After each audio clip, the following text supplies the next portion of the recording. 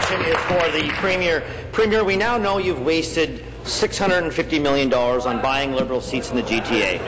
And to get that money, you forced a number of your ministers to sacrifice priorities in their ridings. I had to kind of process that a little bit, but the accusation is not acceptable. If you would withdraw that, I'd appreciate it.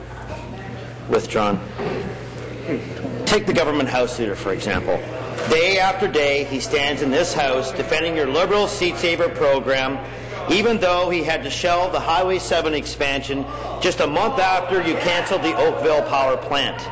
Premier, you've already thrown the Energy Minister and now the member of the Kitchener Centre under the bus, and you won't even apologize to Ontarians.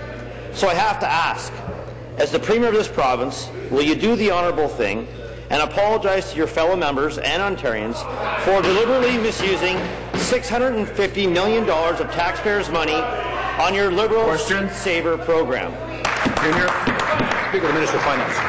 You know, Mr. Speaker, maybe that member and his party ought to explain why they voted against record investments in new hospitals in the last budget, Mr. Speaker. Maybe the members from Cambridge and other ridings ought to say why they oppose improving hospitals, improving education. Maybe they ought to explain to parents across Ontario why they want to close schools, why, Mr. Speaker, they want 55,000 jobs lost in the broader public sector. Maybe they ought to explain why they want to stop full-day learning, something that we on this side believe in strongly. No, Mr. Speaker, our plan is the right plan. It was laid out in a budget that member and his party refused to vote on, Mr. Speaker. Not only that, they removed sections of the budget, Mr. Speaker, that were taken right out of their own platform. They are so mired in mud and waste, Mr. Speaker, they're up to here. They can't think straight. They won't represent us.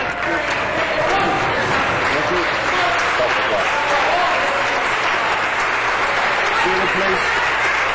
Be seated, please. Be seated, please. Supplementary. In light of the Premier not answering my question, I'll actually direct it right over to the government House Leader because, frankly, Ontarians don't buy what we just heard there. So, Minister, your government doesn't even have Highway 7 on the 10-year infrastructure plan, so we know that your latest promise on this project was nothing more than a Liberal vote-buying scheme in the recent Kitchener-Waterloo by-election. Thank heaven there wasn't a power plant in KW, or I'm sure we'd be out another $650 million. Stop the clock for a second. I'm hearing that again, so you have to be very careful of how you choose your words. You did not choose wisely again. I would ask you to withdraw.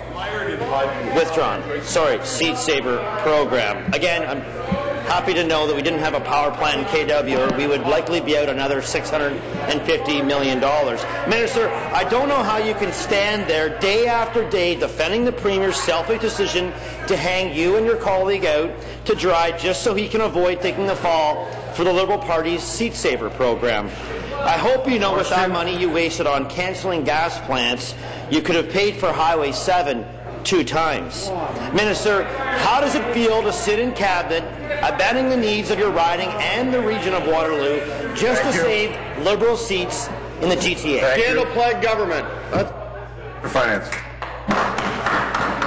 Mr. Speaker, in our budget, the 2012 budget, which that member voted against, in Simcoe North, the member for Simcoe North voted against $474 million for the Wayport Centre for Mental Health Care.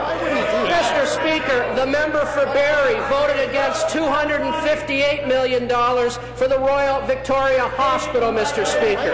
In Cambridge, the local member for Cambridge voted against the Cambridge Hospital redevelopment, Mr. Speaker. They call names, they yell names across the floor, they're over their head in mud, they're over their head in petty, cheap political rhetoric. They ought to stand up for their constituents. They ought to lay out a plan like we've done. We're going to fight for that plan, and we're going to fight for jobs in their ridings, for better health care, and better education, while they drown in their own...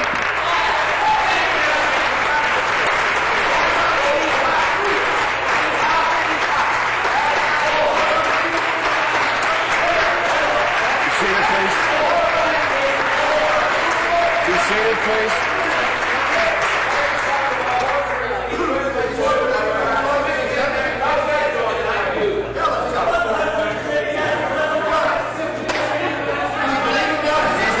The member from Windsor West on a point of order. Order. Speaker, questions put during daily question period must deal exclusively with matters that are within the administrative responsibility of the government or the individual minister addressed. More specifically, a member is not entitled to put a question during daily question period that relates to the administration of a committee. We know that there's been a matter that's recently been referred to the Standing Committee on Finance and Economic Affairs. Speaker, you referred to this during question period. I direct you to Chapter 11 of O'Brien and Boss. The authors state, quote, questions seeking information about the schedule and agenda of committees may be directed to chairs of committees. Questions to the ministry or to a committee chair concerning the proceedings or work of a committee may not be raised.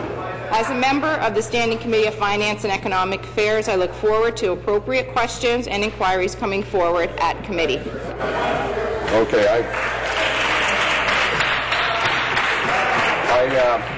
I want to tell the member that two things. First, there's a difference between the workings of the committee and the topic of the committee. Number two, I had already mentioned earlier that I was listening carefully to how those questions were being put. I did not find any of them to be, well, let me put it this way. Some were close, but I did not rule against that, and I would have done so. So I thank the member for the point of order. This House, same point of order, the member for Mr. Speaker, further to this, can you inform the House when the first meeting of that committee is scheduled to be?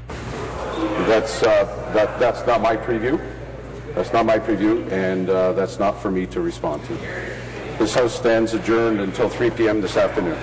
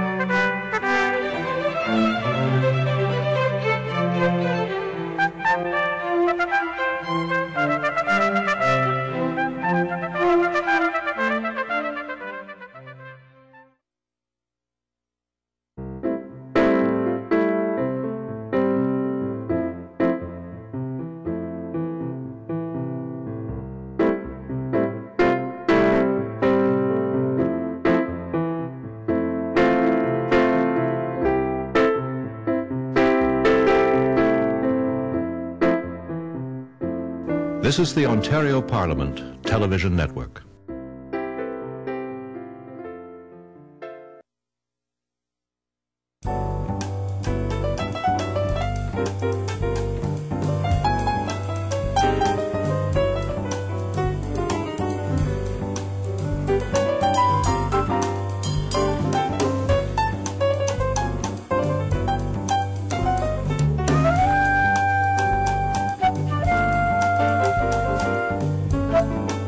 Thank you.